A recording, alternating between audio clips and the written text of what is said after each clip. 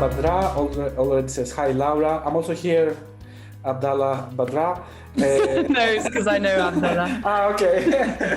I'm Damian. Now you know me also, Abdallah Badra. Thank you, Maria Abdullah Rahman. Yes, you don't know my name, so I'm going to rename myself. It just says social hackers, yeah. Yeah, I can't. Yes, here it is my name, Abdallah Badra. So I'm Damian. I'm one of the co-founders of Social Hackers Academy. And we are very excited to have Laura with us today. We've been collaborating with Laura for over a year now. I don't know, it's been a long time. I'm very happy to have you over, Laura, today in this webinar. So I will let you introduce yourself and tell us a bit about you. Sure. I've got a couple of slides that will introduce myself, so I'll start sharing. Cool. And I can present. I just can't see the chat at the same time, so hold on. So you can do that. Hopefully everyone can see.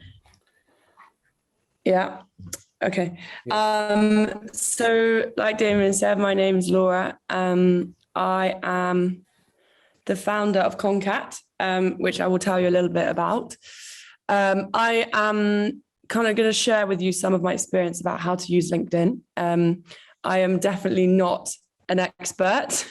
It's very complicated. So please jump in at any time if you disagree with what I'm saying or equally agree, or if you want any more information on something, please just unmute your mic and ask as we go.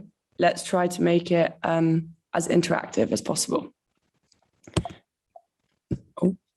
Okay, so here's me, in case you can't see me on video. I graduated from university in 2015, and then I went to work in advertising in London for a few years. I first visited Beirut in 2018, and then I came for a week, and I've been there ever since. I moved at the beginning of 2019. There I became head of communications at Cody, which is an NGO very similar to Social Hackers, but obviously in Beirut, not in Greece. And then in January, I founded Concat, which I'm now working on full-time since about a month ago. So I want to start, first of all, by finding out how many of you actually have a LinkedIn profile. Maybe you can just write in the chat, and how many of you actually use it regularly. Maybe some of you don't have a profile. I know, seeing a few of your names in the chat, some of you are very active on it. And I would say same on you for not having a LinkedIn profile. Yeah. Okay. So what I want to do is I will go through a few tips, whether you have it or maybe you need to update it, or we'll go through a couple of basics too for those that might not have one. So this is what we're going to go through: intro to the platform, how to create your own profile, how to maximize the visibility of your profile, how to hopefully find a job, and how to interact with employers. And then I'll tell you a little bit about Concat. So first of all, why I used LinkedIn is because it's basically the new email. I don't really use email anymore, only for clients, direct client comms, but otherwise I speak to everybody to find jobs, to find employees for Concat. But I also use them to create a community, right? You are there, you've got a platform to experts, ask their opinions, get feedback on your projects. I get scared posting about things that I find hard, which I'm trying to do, because I think it's very useful when people share their experience, which hopefully you will find useful today. But also to get news and updates. So I follow so many different companies and individuals on it. And that is how you stay up to date in the industry. So we'll start with a few tips on how to create your own profile, or to how to make it better if you have one.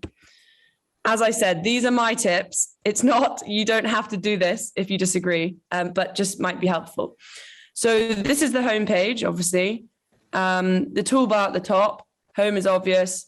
My network is really useful because it gives you updates about the people that follow you or have added you. Jobs is the hot button, obviously, the most useful one. Messaging is like for direct messaging, which can be really useful, and notifications for all kind of other updates. In here, this search bar is where you can find people, companies, jobs, whatever you want. So this is my profile. This is when I still worked at Cody, but you can still see the gist. So the most important thing for me when I'm hiring is the profile picture, right? As a developer, you can either do a sort of formal picture like I've done. I like black and white just because I think it looks much more professional.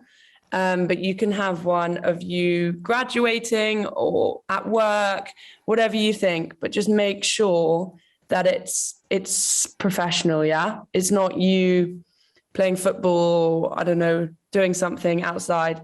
Try to make it as close up as possible. It's meant to be a sort of headshot. The next thing is the headline. So oh, hold on a second. So this is here, this first section. So this is previewed you can see people's profiles on the side. And it's basically where you can show who you are, what you're doing, or what you're interested in. So I put head of communications, which was my role at the time, and also founder of Concat. I like to use these line things to separate. You can see people have a description for so many different things. So you can add as many as you like, but I would really, really advise you to put something here like looking for my next exciting opportunity, or developer with style, or front-end developer, or something even informal, like I'm obsessed with front end, or whatever you want, but just try to make it as catchy as possible. And if you're applying for jobs, I would put what you're applying for there, just because it makes it easier. This is the other thing, about. I've seen many developers, if you allow me to ask a question. Yeah, for sure. Yeah, okay. About the headline. I've seen many developers, particularly junior, who in their headline, they write all the technologies they know how to work with. Is that something that you see working or not working? Or have you seen that at all? Yeah, I have seen that a bit. I actually, personally, I think that's, when I'm looking for an employee for Concat, that's obviously great because I can see the technologies quickly and easily. But if you've got loads as you develop through your career, you're never going to be able to fit them all in. So what I would do is actually put something about the job that you're looking for in there. So I would put, if maybe it's that you're a full stack web developer, put full stack web developer, or like expert developer. Or even if you've got something like maybe you're interested in UX UI, you can put full stack web developer looking for experience in UX UI. Yeah, I wouldn't just use that to list all the technologies, because at one point it's going to be so full, hopefully, if you keep developing yourself. I think it's better to keep it actually to a specific job role. I see.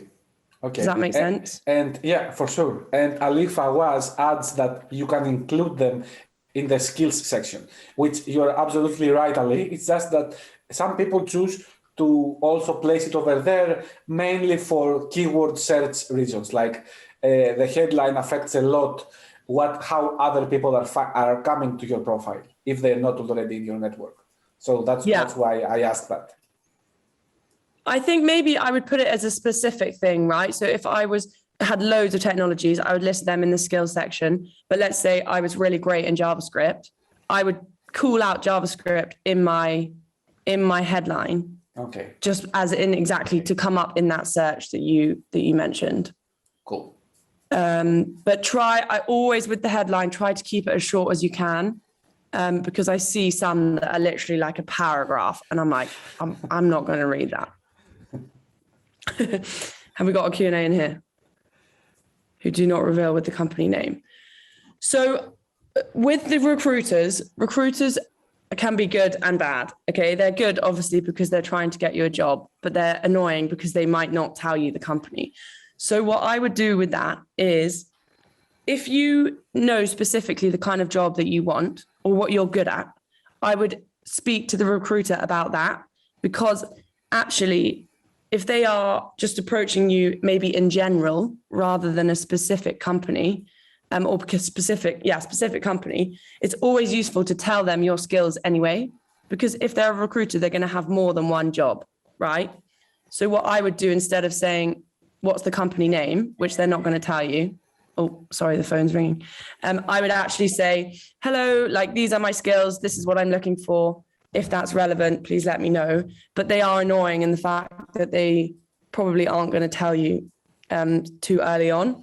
So you just have to kind of go through the process, but always just big yourself up, say, this is what I'm great at. This is what I'm looking to learn. I really think the whole thing is about honesty with that, when they are not being honest, right? And also, if you look at it from their perspective, it's like, if they let you know about the company they represent, then they're potentially going to lose the recruitment fee. So, like, you can just go and, you could go pitch the company yourself, and they will be losing the fee they're getting. So, exactly. I assume that that's the reason that they don't tell you. Yeah, and it's part of their role. Exactly. Yeah. Exactly. Yeah. But also, some people. But this is like the recruiter's reality. Yeah, that's a really good point. And also, some companies don't like people knowing because, I don't know, if it's someone private, a private individual, let's say, who wants a developer, maybe they're strict. They don't want everybody to know that they're looking or something like that. So the other section is the about section. So I actually think this is as important almost as your headline, because you can grip people from just this section and encourage them to scroll down more. So mine here is actually the automated one from LinkedIn, which is quite good if you fill in enough of your skills and your experience. I've just added in a few more different kind of skills and different additions to make it less. Because if you read this, you sort of see that it's automated, I think. But it is really useful to have this. And what I would do in this is, imagine you've got 10 seconds to tell somebody how great you are at what you do. Use this section to describe that, right? So as a developer, it would be like X amount of years experience in, I don't know, JavaScript, and then maybe a list of the other technologies, and also what you're looking for or what you're interested in your career. So here I've put that I'm interested in young people and creative skills, as well as working in the NGO and ICT sector, right? So think of this as a sort of snippet into your life for people on LinkedIn to see. And you also don't need to put in this that you're just looking for jobs, right? It can be passionate about helping other developers learn, or sharing my experience, mentoring, looking for a mentor, for example. All these things you can put in the about section. Do I have any questions about this page? I know that sometimes people think people have questions about this page. I have a question. I always have. You can stop me anytime, okay? No, keep going. So, do you propose in the about section for the person to write also their information, like maybe have their email, phone, or a URL to their CV or something like that? Like additional information? Definitely. I wouldn't put your phone number, because then people just call. I tried it once and never again. But it's always useful to put your email. Definitely. And if you, as a developer, I would definitely put your GitHub or your link to a portfolio everywhere. I think you can put it in your about section, so it comes up here at the top, but definitely put, not the about section, this is a different section, but definitely add it to your about section too. But if they're there, if they're there, then they have to be top quality, right? Don't just add it and not have updated it, because LinkedIn, people check regularly and all the time. So only add information on here that is up to date. That's really important. I think somebody raised their hand. Yeah, George. Let's answer to George first. He asked, "What should you not write in the about section?" Cool question, George. Yeah, so I think in the about section, keep it again really short. I've seen some that go on for pages, which is fine if you are really senior. But I think if you are just starting out in your career, make it short and sharp. I wouldn't put in there like things that went wrong in your career or mistakes that you made. I would just use that to talk about your experience and things that you like.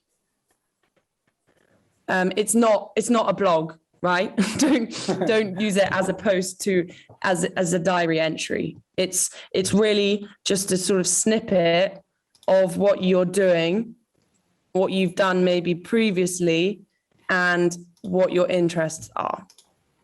Okay, next question from an anonymous attendee. Please change your name. You know, we are all friends here.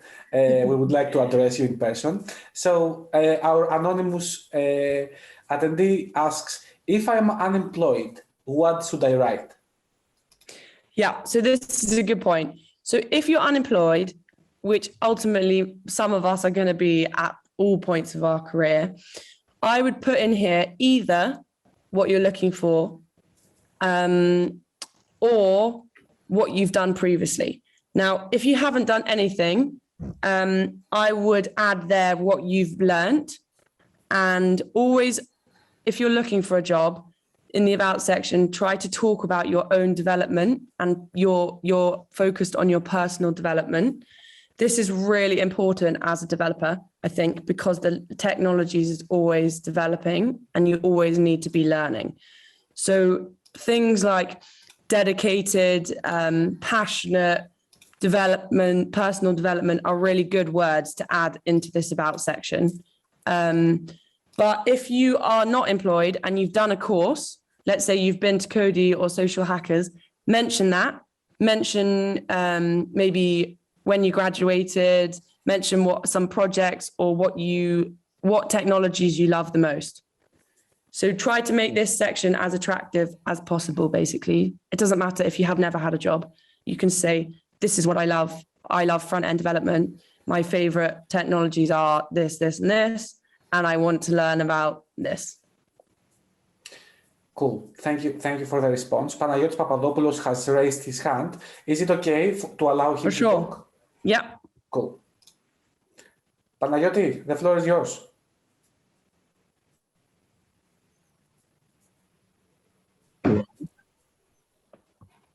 Can you hear me?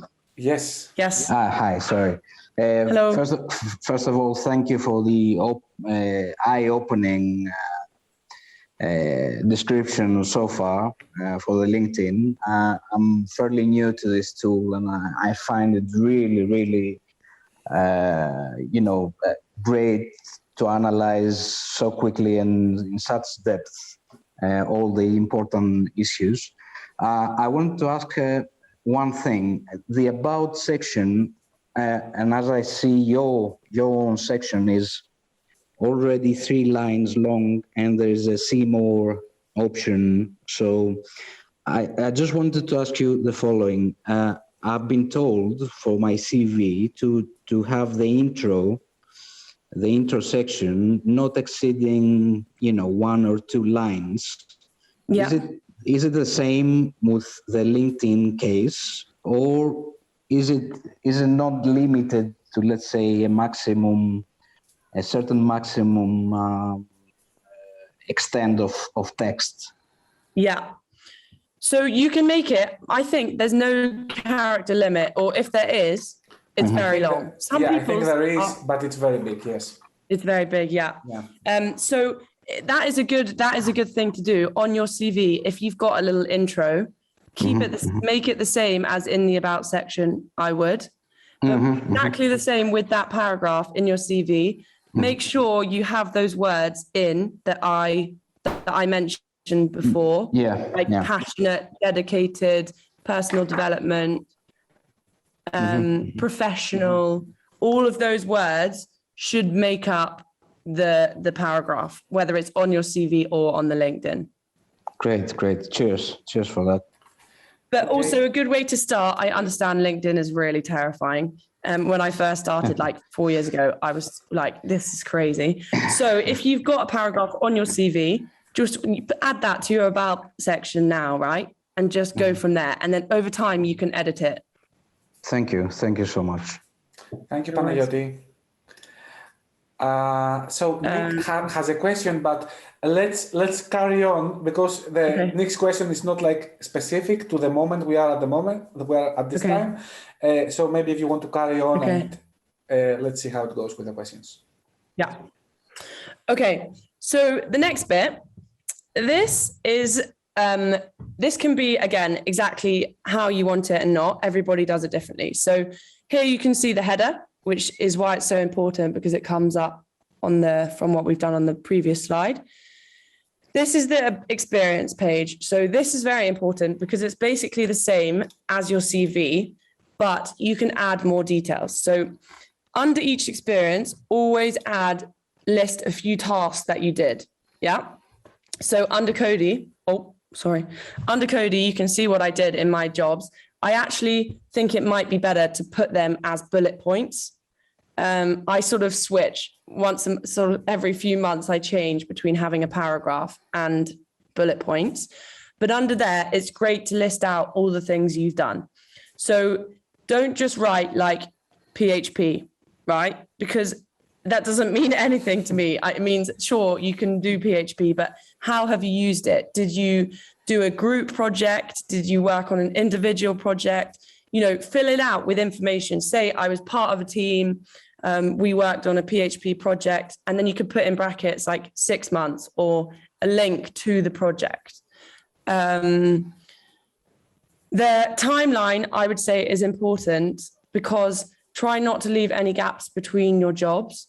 Obviously, especially if you're in countries like Lebanon, where there's the crisis, you will have gaps, but always try, even if you just add freelancer, to fill in a gap. Only if you're working on freelance, don't lie on here, but try to fill it in a way, if you've done a course or something, try to add that if there's a gap, because people always look at the time dates. So always have the most information about your most recent job, right? So here, the founder doesn't actually have any information at this stage because it had just started.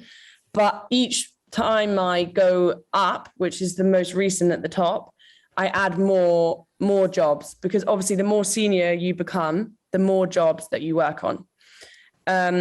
It's always add the location, and always link it to the company that you work for. So it's really useful this way, because most of them should have a LinkedIn page. And if they don't, tell your boss to get one, because it's very useful.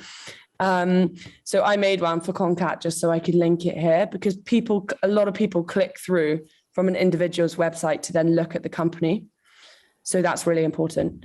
There's a feature which I get confused by sometimes if you get promoted.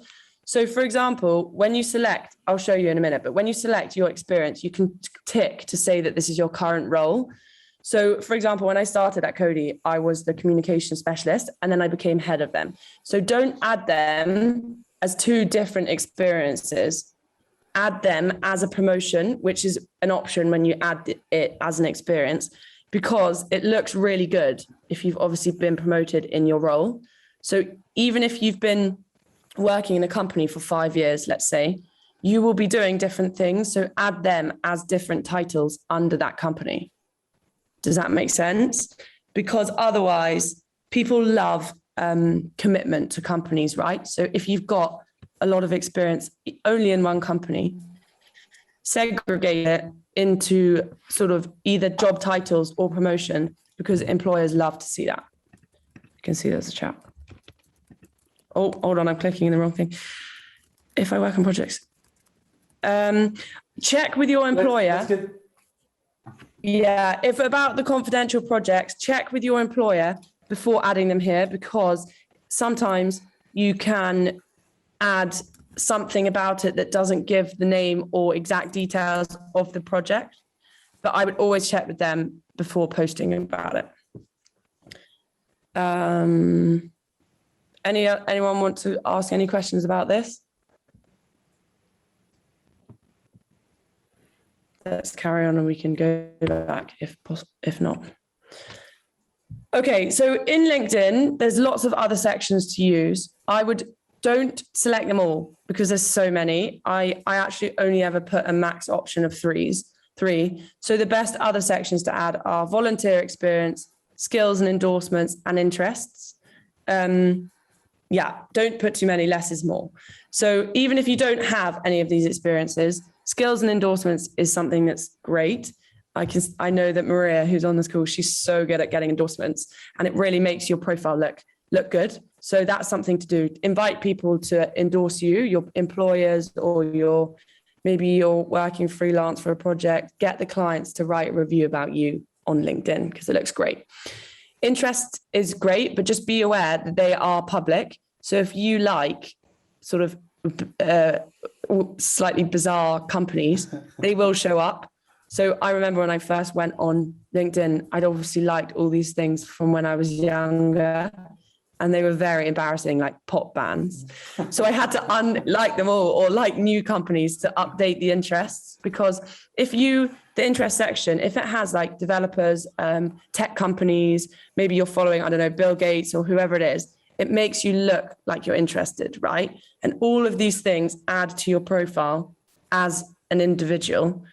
So just think about the kind of companies and interests that you would want as an employer, and then do the same. You don't, do you have the education section or? Yeah. Okay. So that should come up. Oh, so I've actually just added the education section. I haven't showed it here, but I would definitely have that. I put education and experience as the same. Okay, sorry. We had an ongoing debate about how to add, if you've done a boot camp, for example, whether you add that as an experience or an education. I think that is down to preference. Maybe the organization that you went to has a preference, but I personally think that people look more at your experience section than your education section, because the experience section is normally bigger. So I would add it as an experience. But again, that's up to choice, and maybe the organization that you went to will have a different thing. But for me, I put my education below my experience, because as I work in my career more, my experience should be more relevant than my education. I went to art school and now I'm working in tech, so it's not very useful, my education. But it's good to know because it does come up here. So I went to a good university in the UK, so it does show up here, but it doesn't. It's a sort of up to choice again. Cool. I should add that as a point here, actually. You want to get to the question from Nick Iva? Sure. Okay, so the question is a question about revealing or not your present occupation online. Could a recruiter contact the current employer, i.e. about getting feedback about me, and so let him or her know that I'm looking for a new job? Is it not embarrassing? So about this, recruiters should not reach out to your employer. If they do, that is so unprofessional, because the whole point of recruitment is that it's secret, right? And I always panicked about this. And in some job applications, you will see they ask for a reference, which is basically where you are giving them permission to speak to whoever you put as the reference. But otherwise, they shouldn't go. I've actually never heard of anybody going directly to their employer through seeing their company at LinkedIn. I think it's really, really, really unprofessional to do that. But then on the other hand, if you are great at your job, there shouldn't be any problem with them reaching out to them directly, hopefully.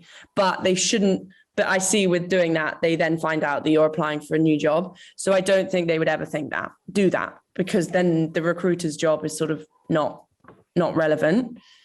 So I wouldn't worry about that.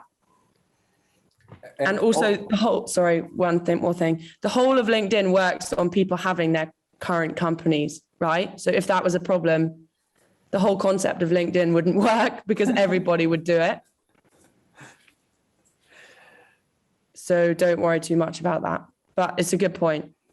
It is, and there is a feature you can, if you are looking for a job but you don't want to like officially announce it or use the pattern in your picture, in your LinkedIn picture, you can go to jobs, and there is a choice you can choose that says, I am looking for a job, but only to recruiters. So only recruiters can see that you are potentially looking for something. So that is one tier that your boss cannot see immediately. Yeah, and that is a good point. I was thinking that if Concat grows, how do I know when my developers are looking for a new job? So exactly, that's a good point. You can add the open to hiring green banner to your profile picture. But you can also, exactly. Nick follows up on his question, and he says that happened to me actually during an interview. The potential employer called a prior employer on the phone. Maybe they were friends, Nick. Maybe they knew each other already. Yeah, maybe they knew each other. What? So he found out that then you were leaving the job because of that? Oh my God, that's so awkward. Nick, I'm not sure how you avoid that, to be honest. I think I'm opening your mic. Please tell us what happened. Well, they actually knew each other because they have been in a project, perhaps in another role, manager and so on. And, there was a mess. Yeah. I prefer not to go on about it. Not a very pleasant situation. Thank you very much indeed for your time. Yeah. Well, hopefully that's a one-off experience. I would always ask the person that I'm employing if I can speak to somebody, and then ask them for a recommendation rather than going directly to them. But again, if they know each other, you can't really avoid that. Yeah. Okay. So how to maximize your visibility? I've only got a few points on this. The thing with LinkedIn is you need to check it often. If you stop for a bit, it takes time to build a community. So like really engage in liking and commenting and interacting. People will begin to see your profile and then react back. I think I've learned that a lot within Concat. If people don't interact with us, because I don't really post on it yet. But if I comment and then tag that Concat from my own profile, lots more people seem to react then with our page. So it's always a good thing to do. Connect with whoever you speak to. That's a really good point. Anyone you meet, employers, life skills, anyone, connect with them after. And don't be ashamed to connect with people that you've never met. At the beginning of my LinkedIn career, I always was so shy to connect with people that I didn't know. And now I'm so shameless. I connect with anyone. And if they don't connect with me, then fine. But I always connect with everyone, and I'm not embarrassed about it at all anymore. I mentioned already, it takes time to grow your network. So don't expect to just have loads of followers or new connections overnight. But definitely it is without a doubt the best way to connect nowadays. So just persevere and do a little bit each day or each week, and it will make a difference. So I'm just going to show you, for those that don't know, about the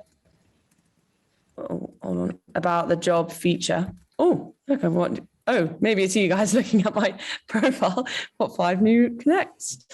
So this is on the jobs tab. Okay. So you can search for the job here, skill or company, and then the state. And once you do that, you can get lots of more filters. So if you're looking for a part-time, and it just actually does really help to filter out the jobs because there's so many. I am not an advocate of this easily apply because what it does is pulls through your application from LinkedIn and it can automatically, and it makes it go a little bit funny in the setup. So always just try to apply through the link in the job rather than doing the easy apply. This is all I want to show you. Just use the filters because there are so many, and it does really help to filter through them because there is now so many jobs. I've set, how do I now go back? Hold on. So what you can do is I've set an alert here, which is really useful. So how did I do it? Job alerts. You can click here to set up. So I've set one to be founder. So you can edit this when you want to be updated by the jobs. So daily or weekly. And you can set that again as whatever you want. So you can put it as full-time where you want it. And it will search for, maybe if I click on that. No. So it will search for jobs that have founder in the name. Yeah. And then they appear on this search. The other really useful thing to do is if you search for a company, you can follow, let me do it now. I don't know why it's not loading. Can you still hear me? Yeah. Yes, okay. You are. So what you can do is look. Okay. Sorry, you are breaking out a couple of times, but so far so good, I think, in general. Okay. So I'll use Cody as an example. So what you can do is search for Cody and you can job section here and you can set an alert, create job alert. So that means, let's say you love a company and you want to work for them, you can create a job alert for when they then post any new jobs, which is really useful because then you are the first person to apply. And then you will get a notification here of that job. Got those questions. Nick Iva mentions that in Athens, where the IT market is so small, everyone knows each other. So this is the norm. I would agree on the first part that everybody does know each other. I don't know, honestly, Nick, I haven't experienced it so far. But that's not bad necessarily. That's not bad necessarily. Yeah. It's obviously different in different countries too, depends where you're applying for jobs. Yeah. So this is just a few top tips. I'm not going to go through this in too much detail because, I mean, it's an ongoing process, but just be really aware that LinkedIn is meant to just be for career and personal development. It isn't similar to to Facebook and Instagram. Use LinkedIn to post about your career and your employment, right? Some people use it to post about their kind of feelings and their sort of daily lives, but I actually wouldn't advise that. I would just use it for career stuff. Facebook and Instagram, fine. Use that for pictures, use that for, your daily activities. But in terms of employment and career, I would really use LinkedIn. Think about what you comment. This is my biggest pet hate. People write really badly with the not correct grammar, and it's a public platform, so you never know who's going to see it, and you never know at what stage somebody will see something. So if you write, I hate React, let's say, for example, on somebody's post, and then in 5 years' time, you're applying for a React job, say, and they see the post, you never know what's going to come back to haunt you in the future. So just be careful what you write on there. And always write in your best English. Use the correct grammar. Use the correct expressions and terms. And that really makes a difference. Use capitals, all the things that you should know. Don't not use them just because it's a social media platform. Use it to ask for opinions and for feedback. Yeah. And don't expect people to reply unless you're doing the same to them. I always say this to people because you're not going to just build a network from people following you unless you're interacting with them. Yeah. So that's really important. So just slowly start to comment on things. It feels very weird at the beginning, but if you see an article that's interesting, just comment like, this is really interesting. Thank you for sharing. Or please tell me more about this. Or, write things that you agree or disagree with. Say, this part's really interesting, but I don't agree with this part. Use it as a way to speak to people and further progress your knowledge and your understanding. So this is a thing that I always say, how will you use LinkedIn, right? How are you going to use it to your advantage? Are you going to use it to only connect with employers? Are you going to use it to share your journey? What have you learned so far? I think this is really nice as a developer to use it to share your experience, whether you're using a new platform or you're learning a new technology. Lots of people that I follow use it to share their journey, the highs and lows of learning a new technology, because you never know who that will then help in the future. Share what languages you like and share what you don't like. Are you going to use it as a blog? Some people do write it as a blog style, which can be nice, but again, just make sure that you're using the best grammar and the right language if that's what you're sharing it for. Reshare articles and blogs. This is something that I've started doing, and it gets really good traction. So it's really good. If you read something that's interesting, share it, write it with a comment. If you see a company that's recruiting for an interesting job, share it. It's all about community, right? So if you apply for a job, share it with other people, because then it looks like to the employer that you really care and you're engaged. Always kind of look for ways to help other people and create your own community. Outsource new interesting technologies. I'm not sure what that actually means, but I guess that's like if you find something interesting, new technology. I've just come across Kirby, which is a CMS for the first time ever. And I saw a really interesting article about that. And then you can just share that or use it to learn new technologies. And the last one, which I put with a question mark, is personal motivation and quotes. So I follow a few people on LinkedIn who write personal motivational quotes, which I kind of like, but just don't, unless you're going to psychology or sort of that kind of style, keep your profile what you're focused on. Yeah. So if they're personal motivational quotes about developers or memes, and that is part of your character, for sure, share them, but just don't make sure that's not all you share. Okay. Mariana, I'm sorry to jump in, Laura. Yeah. So Mariana asks if this whole session will be uploaded somewhere later, if we want to watch it again. Yes, Mariana, we're going to upload it on YouTube to Social Hackers Academy channel. I think by tomorrow, same time, it is going to be there. Okay. I'm going to answer the other question here, but let me just carry on because we're going to run out of time otherwise. And I just want to show you these parts. So these are just three examples of things. I've hidden the names and the company and the developer's name because suddenly panicked that if somebody saw this. So what this is an example of a company reaching out, right? Saying they are X company looking for developers in Lebanon, send your CV to this, okay? So then the developers replied saying, thank you for the opportunity, but currently I've started a new position, okay? So, and then the company's replied saying, thank you for letting me know, good luck with your career, okay? So I just wanted us to look at this for a minute. Like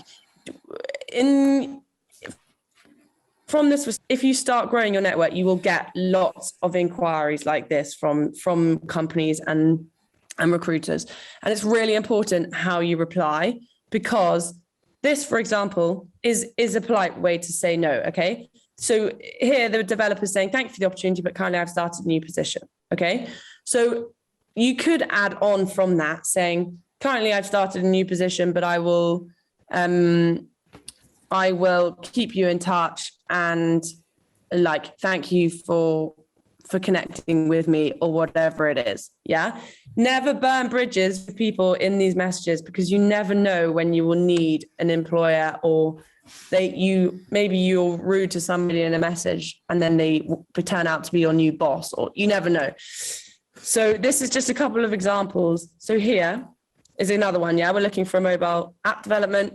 And then the example that this developer then replied with was saying, I'm interested in the job offer. Please contact me on, gave his email address and gave the phone number to discuss further details. I look forward to hearing from you soon. Yeah. So this is a perfect example of how to respond. You've given your details. It's then up to the employer to reach out to you. You've done your bit. You've been polite. You've used the right English. You've used full stops, all of that kind of stuff.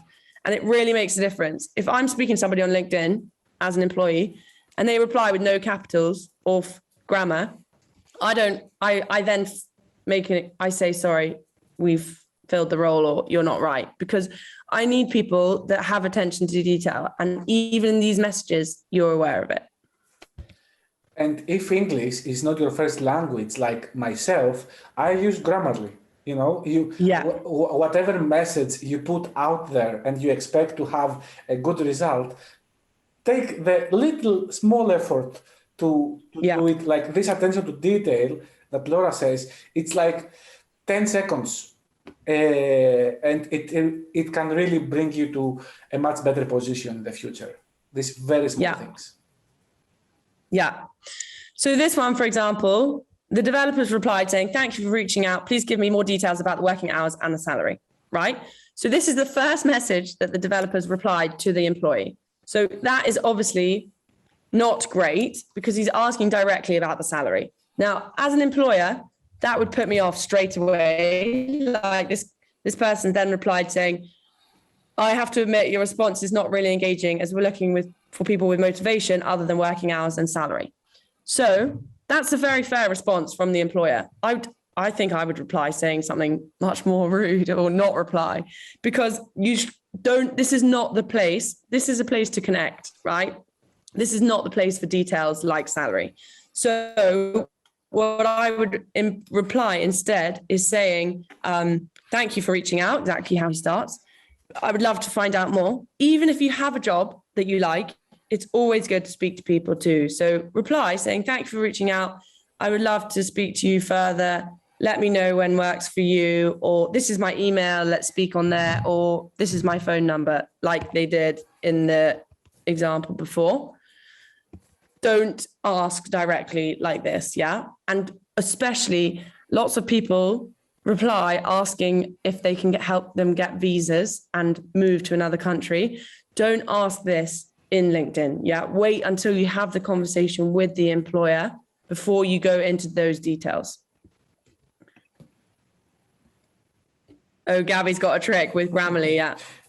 Good fun fact from all of you. I wish you told us this a couple of weeks ago when we purchased Grammarly for our organization. So thanks. No thanks, Gabby. You're 2-3 weeks later. And then, so this is an overview, obviously, of LinkedIn. There's so many different tricks and things that you can use, but hopefully this gives you the basics.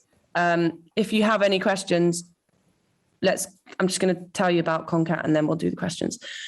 So Concat is what I started in January. This is my favorite quote of all time by Walt Disney that says, the way to get started is to quit talking and begin doing, which is perfect, I think, of everything. So what I'd done for so long is talked about starting Concat, and actually I just stopped talking about it and I started it, and this is where we are today.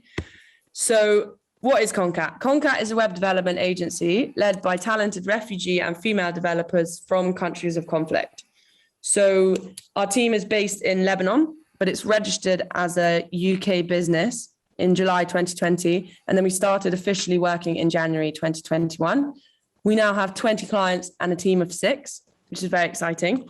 Wow. And these are the most important things. I just wanted to touch on kind of social entrepreneurship and starting your own business, because there are a few things that are very important, like the company idea. You need a clear mission, how you're going to get a team, and a clear list of services.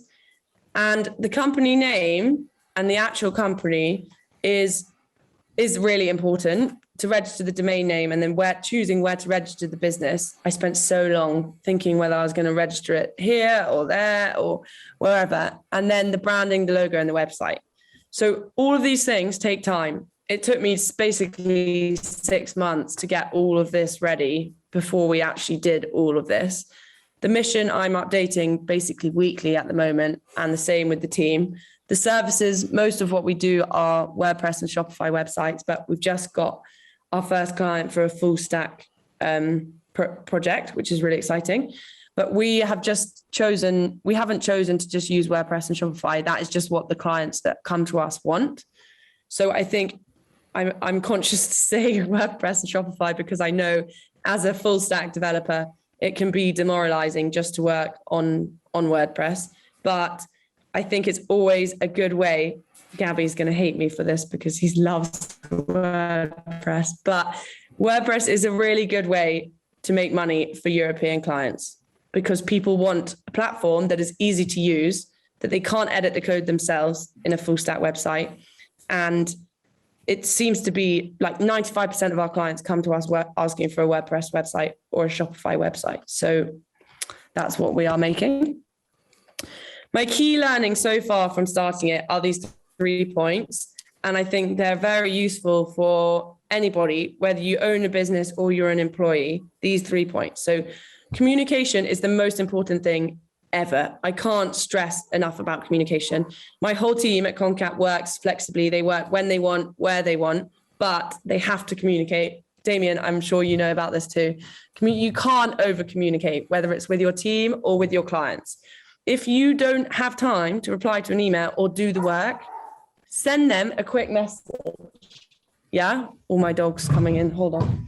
Send them a quick message. Just tell them, communicate with them, over communicate with them. Nobody ever has said to me, you communicate too much. Yeah? So just communication is so key. I can't tell you. The second thing is connecting is key. I now connect with probably 20 people a day on LinkedIn, and I message probably 5 or 10 of them, not every day, every few days, whether they work in tech, whether they're a female founder, however they can help. Whenever I have a problem, I try to write it on LinkedIn to find help, or I ask somebody to connect me to somebody that can help. This is so important, especially as a developer. If you are stuck with a problem, reach out to people. There's the Facebook dev circles. There's people that are really willing to help, but you have to ask. And the way that it's easiest to do that is if you have connections, which you can make on your own through LinkedIn in my tips. And number 3 is take notes. Take notes of everything. Take notes. If you just speak to a client, just take notes. Because if you're speaking to lots of different people and you're applying for different jobs, you lose track. So always keep notes. If it's just that you spoke to X at this company on the 20th of January, write just 2 or 3 notes after the meeting so you can remember, and then you keep them all in one document. I have a external meetings document, because then you can do Control F if you ever find somebody and look up who you've spoken to already or about that company. And it's honestly saved me so much embarrassment from speaking to people, forgetting somebody's name, forgetting the company. And I just write a few points under each meeting after the meeting, and it's the most useful thing. Oh, that's the end. Are we on time? Oh yeah, 5 to 6. Right on time. So here's my email. Here's my LinkedIn. My name's a bit long, sorry. I might put that in the chat afterwards. But that was a very quick kind of overview of what I'm doing and LinkedIn. Please feel free to ask if you need help with what to write on your about section. If you feel you've been unemployed for a long time and you're struggling to find a job, let me know. If I can help in any way through LinkedIn or with your CV, please let me know. My email's here and you've got my LinkedIn. Panayotis has a question, if you wrapped up with your presentation. Yeah. Cool. I'll send that to you. Should I send that to you and then you can share it? How do we do that? Yes, I've already sent connection to LinkedIn, Maria Barcuzu says. You mean your email or the URL? How do I send the slides to? Yes, send it to me, please. Yes. Okay, perfect. Yes, and we will add it. Gabby's sent. We will add the URL of Laura's PPT PowerPoint in the YouTube video. Yeah. In the description of the YouTube video. Oh. Okay, Panagiotis, you are.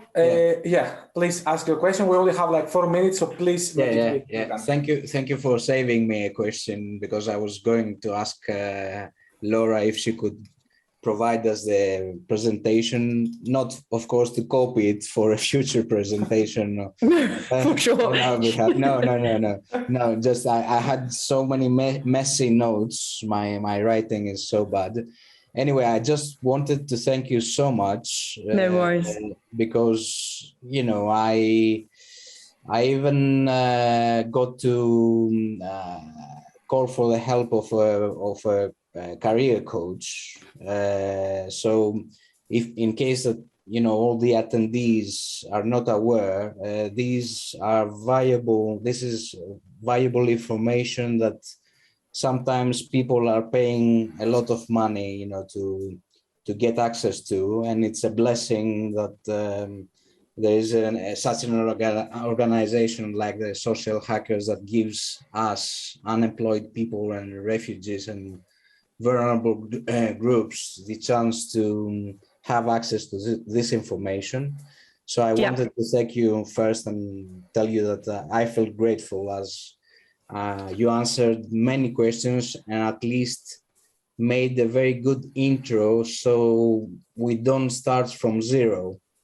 Totally. And just remember that it takes time, right? It's not going to just happen overnight. No, it is a constructive process that you need to take step by step.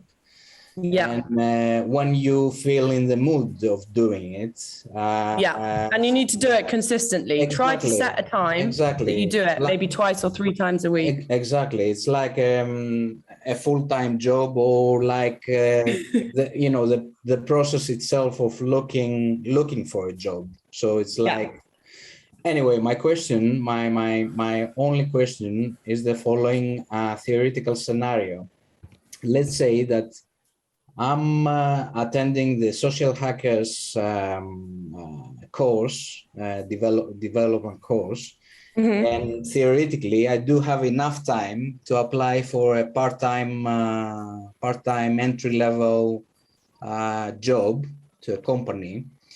And I'm currently unemployed. Okay, so how would you suggest? And I believe that it's the case for many people, especially refugees, that may have time to follow the course, but also have great need to earn some money. Can you get to your point, please? Because sorry, we need to be respectful of Flora's time. It's okay. I can stay for longer if anybody wants to. Apologies, Damien. What I would do is I would add. How could somebody utilize LinkedIn and his soft skills if he doesn't have work experience in the specific subjects, web development, IT support, whatever? So what I would do with that is add into your about section that you are currently studying at Social Hackers, put the name of the course or what you're studying or what you're learning, and then say looking for part-time opportunities or experience within X, Y, Z. Yeah. And then what I would also do is connect with companies. If you want soft skills, for example, or technologies, Google companies that teach the thing that you're looking for, because a lot of companies are offering free programs and trainings in that. Find the company on LinkedIn and then follow the people from that company, connect with them. And then if you need help or extra support, just message them. And I'm sure once you explain your situation and what you're doing, people will always help you. For sure.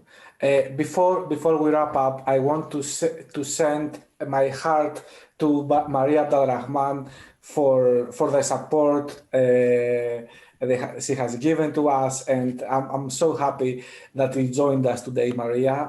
I would love to catch up with you sooner than later.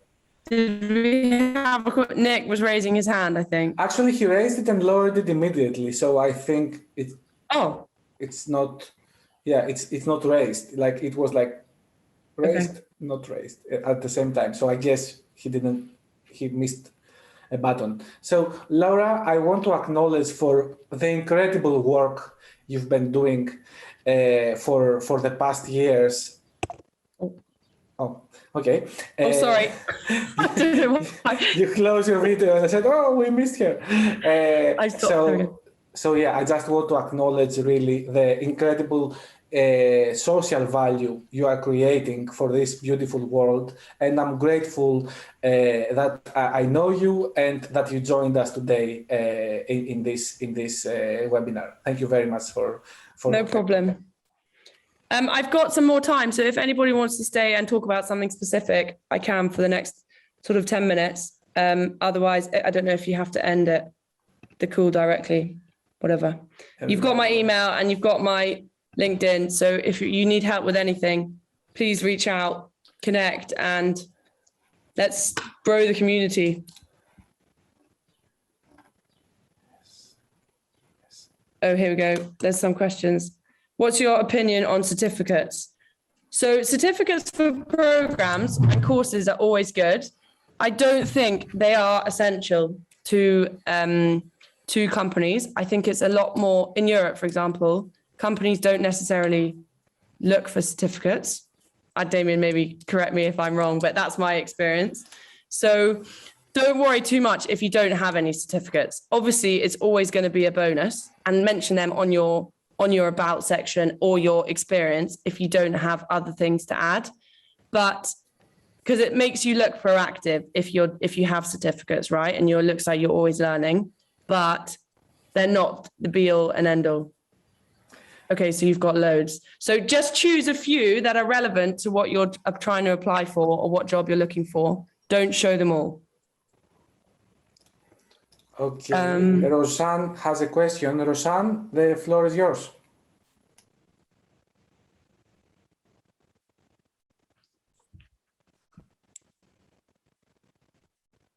Roseanne? Roshan? Sorry, I think I'm saying it wrong.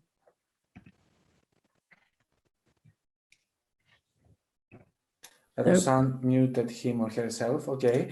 Would you like to proceed to the next questions that are here? Yeah, Sarah's got one. If I would like to shift my career and have no experience in the field that I'm interested in, what should I do? So, Sarah, this is exactly, so I did this, right? I moved to Lebanon and started working in tech, and I'd never worked in tech before. But what I did is I built my community from day one on LinkedIn. So I found maybe top 20 companies in Lebanon that were working in tech. I then looked at the individuals, connected with all of them, and then slowly started speaking to them, following the updates. And through that, I asked for work experience or tried to speak to people to find out more about the industry, to find out what I would do.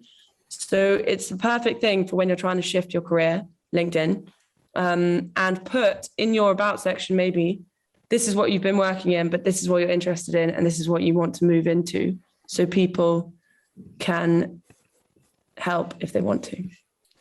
I'm sorry, I think the comment of the day goes to Nick Iva saying to try not to neglect your dog too. They get sad when they're left alone. He's gone somewhere. I would show you him, but he's gone.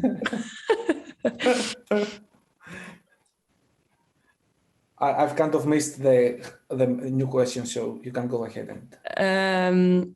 Abdullah, actually, in summary, I've learned about the alert button for jobs and to not easily apply, but I have a problem with posting something on LinkedIn. What's the problem that you have? You want to unmute your mic? Abdallah, you are allowed to talk if you want. If you unmute yourself, you can. Okay, go for it, Abdallah. Hey, hello all. How are you? No. Hi. Hi, Laura, and hi to Damien. I have problem like with content, but you said that you can share something, and maybe you can something that you like, you can share it. but maybe I want to do a post that talked about me, my early experience, or maybe new projects. Yeah, So you can do that maybe- too. But only a picture maybe of it, and not a lot of content, or just picture like, hey, this is my new project. Okay, it's talking about. What do you So you can post without a picture. Oh, okay.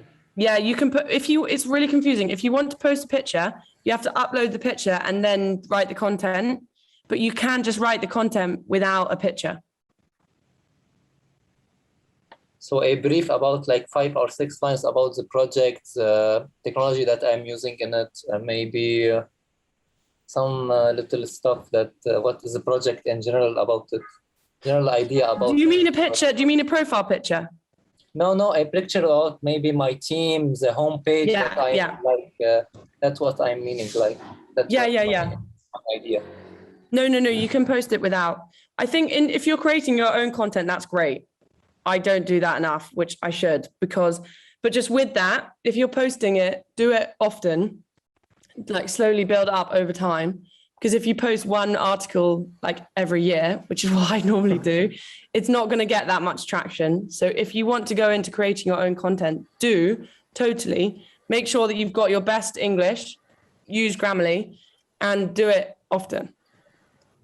Laura, I actually posted on Facebook, but I didn't get the much that I was hoping for. Like someone talked to me about a job, maybe, or something. Like Facebook doesn't okay, I get likes and maybe love, and okay, what do I do with them?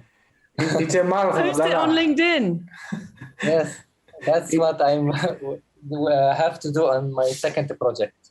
Totally. It's a marathon, Abdallah. It's not something that you just do once and, like, okay, I did it. Why? I'm now famous. I've gone viral. Back, it takes months, years. But what Laura is essentially talking is about building yourself an asset. Your network is your asset that will guarantee eventually your career and its growth. So I invite you to not expect that with one post every now and then, no matter how much value you provide to that you are going to get the results you're looking for. It takes time. Takes time, but start today. I want a notification from all of you tonight to connect. Okay, I will post my second project then. Okay, great. I'll like it. We'll like it. Damien and I will like it. Yeah. Okay, I will. Connect with me also. For your time. No problem.